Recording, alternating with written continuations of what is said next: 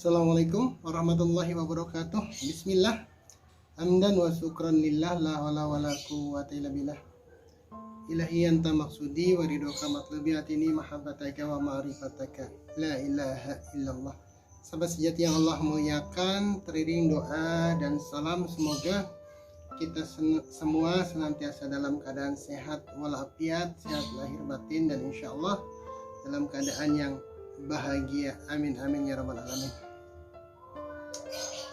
Kemarin ada sebuah pertanyaan, bukan pertanyaan tepatnya, tapi dalam sebuah diskusi ada sebuah masukan yang mewarnai diskusi kami tentang kenapa atau bagaimana caranya agar zikir kita bisa menjadikan hati kita tenang. Merujuk pada keterangan bahwa ala bidzikrillah tatmainnul qulub. Ingatlah bahwa dengan mengingat Allah, dengan berzikir, hati akan menjadi tenang. Kenapa kemudian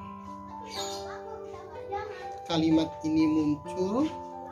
Karena dari banyak pertanyaan, dari banyak komentar, dari beberapa masukan yang kami dapat dari para pengamal zikir,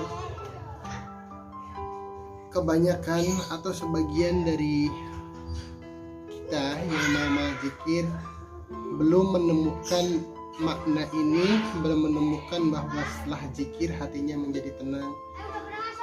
Ada yang mengatakan bahwa sudah sekian lama berzikir tetap saja hatinya masih galau. Ada yang setelah sekian lama berzikir masih saja takut yang kadang-kadang bahkan menjurus ke fobia, takut yang tanpa alasan, takut yang tidak ada juntrungannya, tiba-tiba takut padahal dia sudah merasa berzikir. Kemudian juga ada yang mengatakan bahwa setelah berzikir justru mengalami hal-hal yang aneh. Ada yang katanya begini dan begitu. Ada yang kemudian ketika berzikir justru kehidupannya malah centang perenang, malah tidak karuan, malah terjadi banyak konflik dengan orang-orang sekitarnya. Kenapa? Apakah ayat ala bidzikrillah tatmainnul qulub ini tidak relevan lagi? Jawabannya pasti salah. Ayat Allah itu mutlak kebenarannya, pasti kebenarannya. Jadi kalau kemudian ketika kita sudah merasa berzikir, hati kita belum tenang, pasti ada yang belum tercapai, belum kita lakukan dengan benar zikir kita. Pertanyaannya lagi, bagaimana zikir yang benar? Jadi sehingga yang bisa membawa hati kita tenang. Dari sedemikian banyak referensi bagaimana cara berzikir agar hati menjadi tenang, saya sudah banyak membacanya karena saya ini mantan kutu buku. Saya senang mencari referensi yang digunakan oleh orang-orang yang terdahulu atau pengamal-pengamal zikir yang lain. Bagaimana caranya agar zikir kita itu tenang, zikir kita itu membuat hati kita tenang. Dan ternyata dari semua apa yang saya dapatkan, jawaban bagaimana untuk bisa berzikir kemudian menjadikan hati kita tenang itu tidak ada dalam tanda kutip. Tidak ada referensi yang mutlak yang bisa kita duplikasi untuk menjadikan hati kita tenang, tidak ada. Even kita sudah hatam berpuluh-puluh atau beratus-ratus referensi, beratus-ratus kitab, even kemudian kita berguru kemanapun, mursyidnya siapapun, selama kita tidak mengamalkan zikirnya, maka itu tidak akan menjadikan hati kita tenang. Jadi kuncinya itu tidak ada resep khusus, tidak ada menu spesial yang menjadikan zikir kita itu menjadi bermakna bagi kita illa mengamalkannya, kecuali dengan mengamalkannya. Dengan mengamalkan zikir yang istiqomah, disertai dengan niat yang ikhlas, kemudian juga kita continue terus mengamalkannya, maka niscaya kita akan menemukan cara terbaik bagi diri kita sendiri. Kadang-kadang satu cara yang mungkin bagi orang berhasil belum tentu untuk kita. Kadang-kadang cara yang menurut orang baik belum tentu relevan dengan kita. Maka cara yang terbaik untuk menghasilkan zikir yang baik adalah dengan mengamalkannya. Apa yang guru katakan, apa yang guru ajarkan, udah itu saja yang dipegang, itu saja yang diamalkan. Tutup mata, tutup telinga dulu sampai kemudian kita benar-benar bisa hati kita sudah tidak labil lagi. Terus amalkan zikirnya, niscaya nanti kita dipertemukan Allah dengan cara metode yang tepat untuk diri kita sendiri, Jadi kalaupun saya sampaikan zikir ini begini, zikir ini harus begitu, zikir ini harus pakai ini, harus suasananya begini, harus begini, itu sekali lagi hanya referensi yang mungkin berlaku bagi saya tapi belum tentu berlaku bagi yang lain.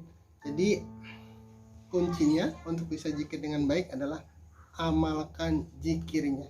Itu yang selalu saya dapatkan dari guru, bahwa tidak perlu banyak bertanya, tidak perlu banyak membaca untuk bisa mencapai kondisi zikir yang nyaman, kecuali amalkan zikirnya.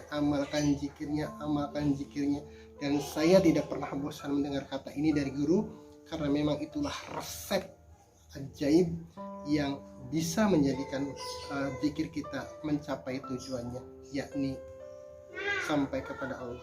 Amalkan.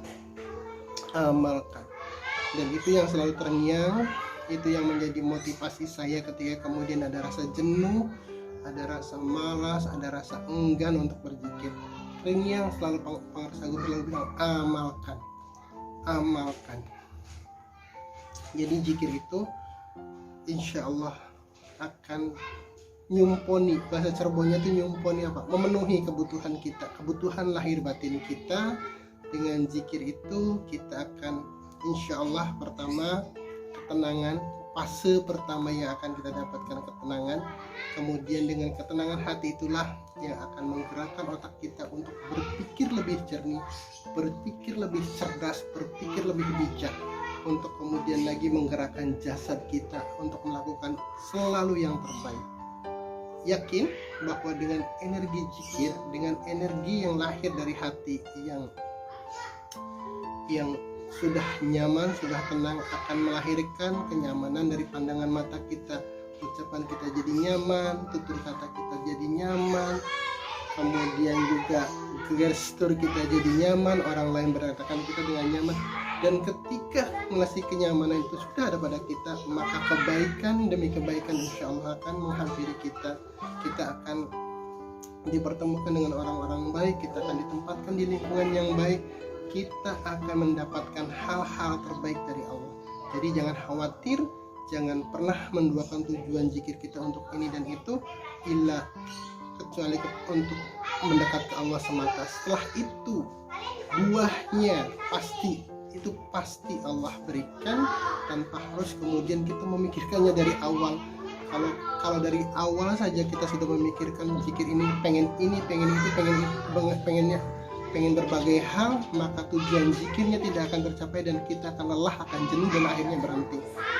Berbeda ketika tujuan awal kita lurus ke Allah lillahi ta'ala, maka keberhasilan dunia, kemudian hal-hal yang mungkin tidak pernah kita mintakan sekalipun kepada Allah, akan Allah sediakan kepada kita selama niat kita lurus, selama kita bisa kemudian bisa istiqomah menjalankan zikir.